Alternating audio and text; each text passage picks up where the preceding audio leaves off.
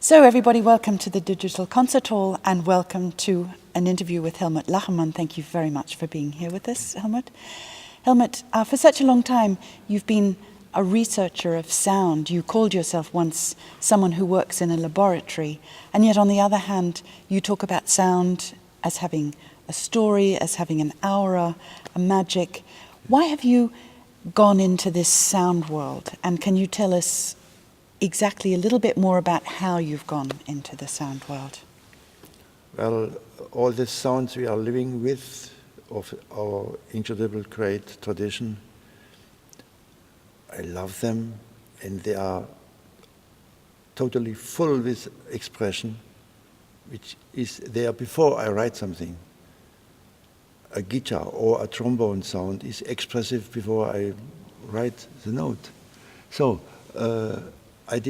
for me was the question, is all our traditional repertoire of sounds just a sort of wonderful supermarket, and I go along and take the things I like most also, or if I understand tradition as an example of always of innovation, always going on, find not only new sounds but find new context.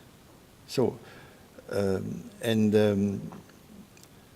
Sometimes I mention this, that there is this wonderful title from Morton Feldman, The Viola in My Life. And I could say, when I write a piece for cello solo, the cello in my life, or a string quartet in my life. That means I had to find for all those wonderful sounds which already are expressive before I use it, a new context. But this means, a new context means to bring it really together with elements which were not foreseen before. And in the 1968, 69, I had to make myself free of where I'm coming from. Luigi Nono was my teacher. And I was totally enthusiastic about his way to write, but I say, if I would try to do the same, I would be a epigone or satellite from that. And on the other hand, I wanted to make a music totally clear. It means not a music totally familiar, but clear. And so I told myself in our everyday life, when I let fall a glass on the floor, or a floor of stone, I hear a noise, I hear a rhythm, but I don't say, this was C sharp, or this was, but I say, what happened? In this moment, what happened? That means I hear how it came, the reason why the sound. I even hear a rhythm when it falls on. I hear several impulses. It was a nice rhythm. Stupid. In this moment, by this reason, I try to develop another repertoire of sounds in which the familiar sounds are not out, but now a sound for cello. A cello played is, for me, a string with a friction of a bow, and not necessarily a consonant C in C major or a dissonant C flat, or C sharp also in C major. But now the sound, it's information about a friction. And if I take, let's say, a soft stick and I beat a marimba in the lower region, I hear a sound. If I make the same soft stick in a very high region, I hear nothing, because the soft stick and the very little, I hear what happens. In this moment, in everyday life, it's normal. If you hear an auto running around, we don't say, this is a nice crescendo, diminuendo. We say, be cautious, don't we? And so my music has much to do with this idea of understanding the reason, the physical context. There's also, beyond that, if we look at your piece tonight, Tableau, yes. It's an extraordinary piece. It's very complex, it's quite short, but in fact, there's not only the different sounds, but there's the gradation of sounds. Yes. And that's very important for you. I wondered if you could, Abstufung, if you could actually... Yes, we need a real corporal thing. So for instance, if they really make what for me was a big adventure to write normal sounds, I had heart beating when riding a C in unisono from all the 8 horns. Other hand, it's incredible. Unisono of 8 horns is also a corporal experience. And then I hear a piano which is beaten in the inner with pedal. I don't only hear different noises, I hear different situations of sound production. And so my music should have a sort of relief of all these different things. And what for me was important, because I, not only in Germany, also in the English, Anglo-Saxon, I was considered a noise maker. A little bit positive, a little bit negative sense. He likes noises. So, well, I like noises, why not? I also like C major. I also like the whole, if it has a new spiritful context.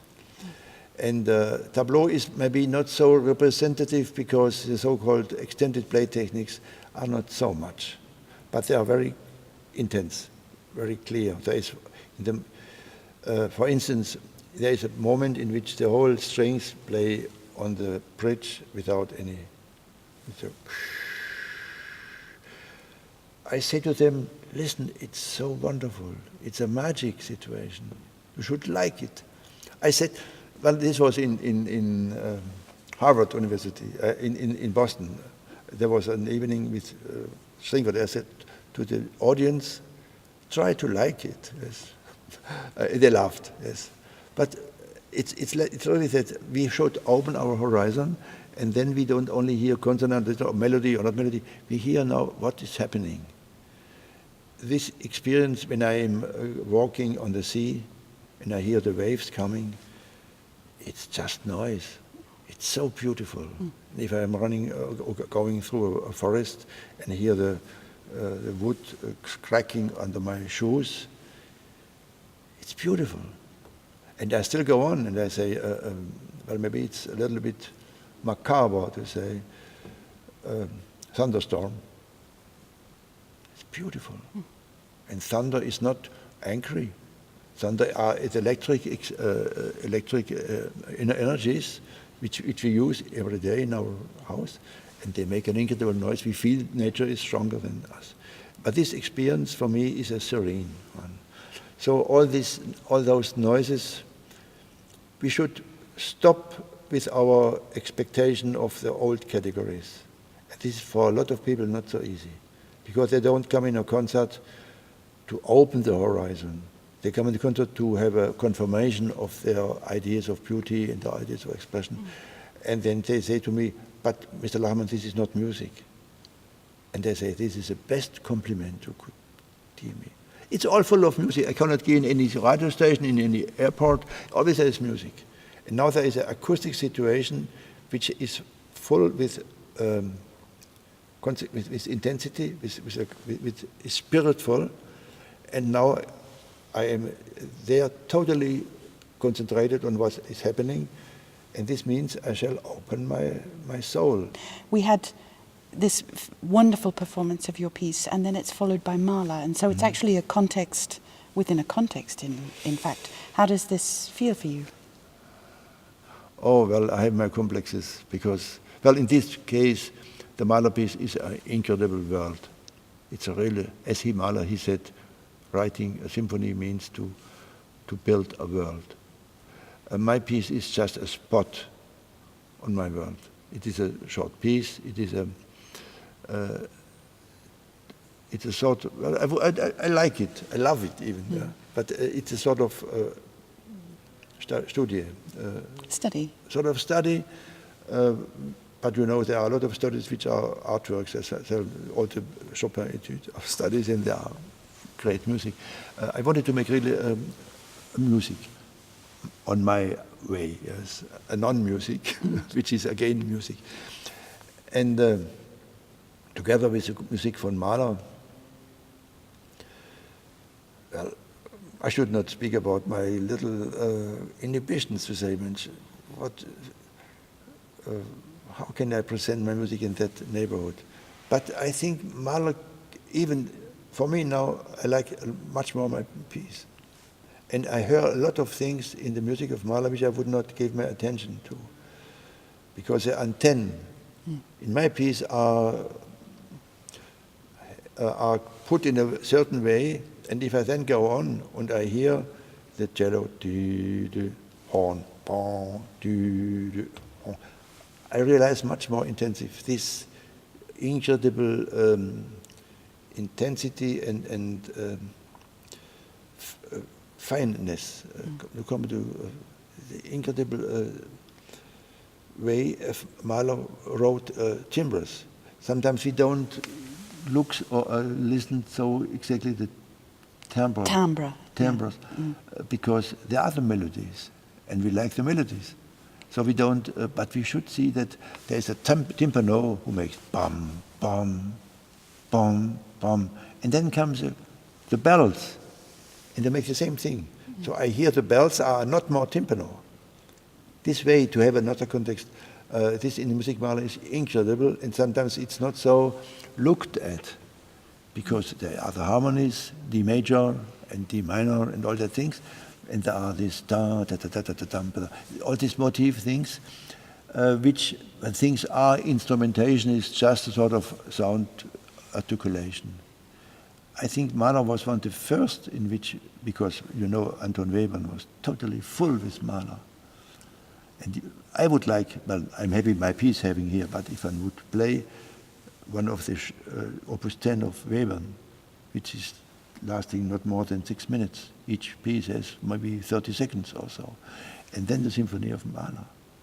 Then you see all these the sound colors. For me, the music of Webern is a sort of Mahler from the bird's perspective. I would see you're your own critic. For we listeners, Helmut, there's an extraordinary coming together of a sort of a dissolution of sound, but an incredible fineness and gradation of sound that we hear in both pieces for us. Yes, in that case, fantastic. Because, you know, I had this idea, what happens with, let's say, a big unisono. This was more a technical speculation. And now I write a C for 8 horns, and it comes so close to what some situations in the Mahler music. Maybe, well, I'm not objective with myself. Maybe there is in my inner some unconscious You're love. Terribly modest. It's terrible. No, there are maybe a trauma. I think Mahler, for a lot of composers, is a trauma, because having such a mountain, what can you do after? This was a problem again of the Wiener Schule. After this incredible symphony, one could only make short pieces. Like a sigh only. Thank you very much for speaking with us. No, thank you as well. So. Thank you.